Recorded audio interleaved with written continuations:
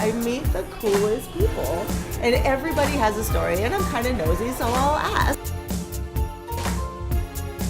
I brought my parents together for homophobia. We hit coming out issues, we hit family issues, and those are always a little, serious. There are no rules. I feel like everybody should be represented. That's what I'm here to do.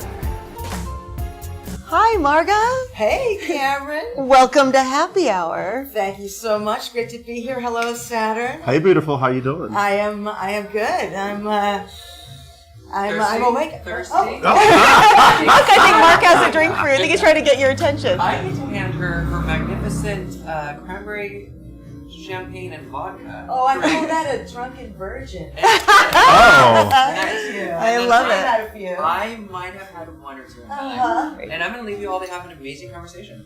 Thank you, So Mark. enjoy. Thank you, Mark. Yeah, my pleasure. You have an amazing career, and you're just smack dab in the middle of it, it seems to me. I'm always in the middle of it. Right in the middle Never of it. at the top or the bottom. Right in the middle. I'm in the This is I'm your in an artistic three-way with myself. Ooh. That sounds dirty. I know, we all just went, wow, let's make a picture. The imagery, I'm just going to enjoy that visual for a minute, and then go back to Lovebirds. This is your 10th one-woman show. Yes. Wow. Off Broadway, now that it's in Berkeley, I guess. Is that considered off Broadway? It's so off Broadway. It's not even in New York. But it was in New York just recently.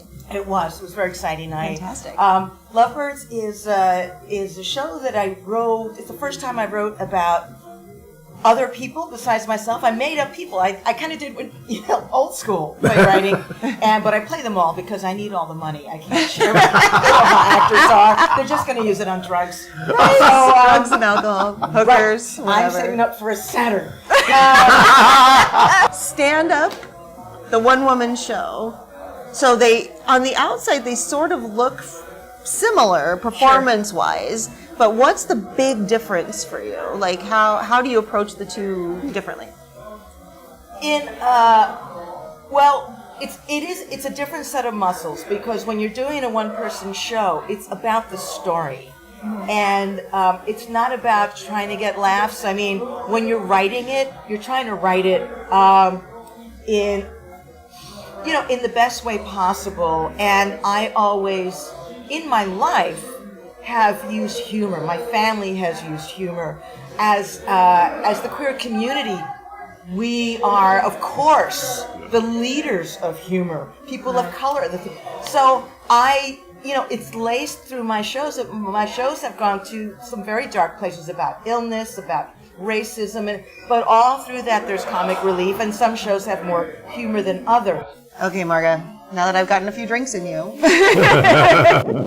Everybody has a coming out story. Tell me the coming out story. What happened? In college was upstate New York, but on the summers I would stay because my parents had split up, and I would stay at my father's house in Washington Heights in Manhattan. And there was this thing when I was growing up, and I'm not quite sure, I think people are more hip to it now, but it was like no one knew about lesbians. And so girls could do anything, like, oh, they're just girls. Girls, yeah. Oh, they're naked and they're playing with their titties, but they're just girls growing up. Experimentation. Learning how to please a man. So in my house that I grew, the house, like my dad kept the house, so the room that I grew up in had a single bed. And my girlfriend, let's call her Joni Mitchell. Joni Mitchell would come and spend the summer with me, and we'd sleep on that single bed, and we would get stoned, and we were very into 69 because it was very equal and feminist and just and very politically correct. We did a lot of that. And then I guess we were noisy and stoned. And again, my dad was still doing shows. Oh, gosh. So he would come home at 4 or 5 in the morning, just about the time I would come, because it takes me a few hours. And 69 hours to be exact. 69 hours. So he must have come home one of these, and he loved my friend Joni Mitchell. He would flirt with her and be he was kind of a cat and a rascal, and he'd flirt with all my Was he like was this terrible. good-looking Yeah, I know. showman? Yeah, I definitely went to therapy. Your dad had blonditis too. Okay, this is a family. Nice. Okay, It's a Latino thing, Yes. at least back then. Okay. So I guess we were really loud. And the next morning, I went downstairs, and my dad was like in the kitchen, my dad was asleep till 1, but he was in the kitchen. He was all mad.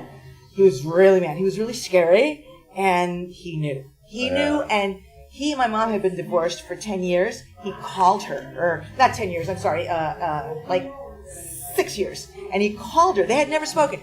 And they compared notes on my behavior and the people that I knew. Wow. And they figured out that I was gay. So what happened was, to make a long story short, is that, and when I say long story, I mean how long it takes for me to come.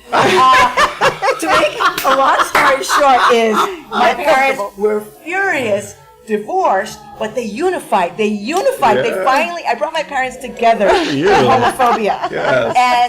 And so then what I did was, me and my girlfriend, we just took off. We left New York and we moved to San Francisco, and that was it. That was my coming out story.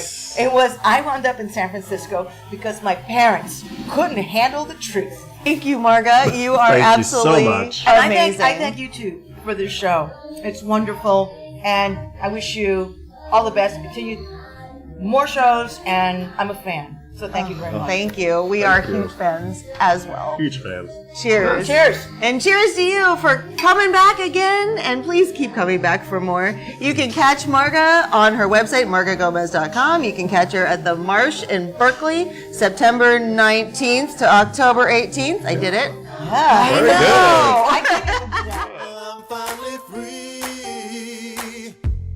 I'm gonna live life my way. Starting today. I finally got 3 words to sing. I'm coming out. Say, hey, hey. One more time. I finally got the words to sing. Yeah.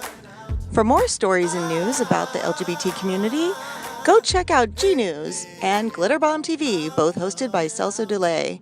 And for even more, check out It's Everything with BB Sweetbriar and The Sex Talk with Mo and Genoa.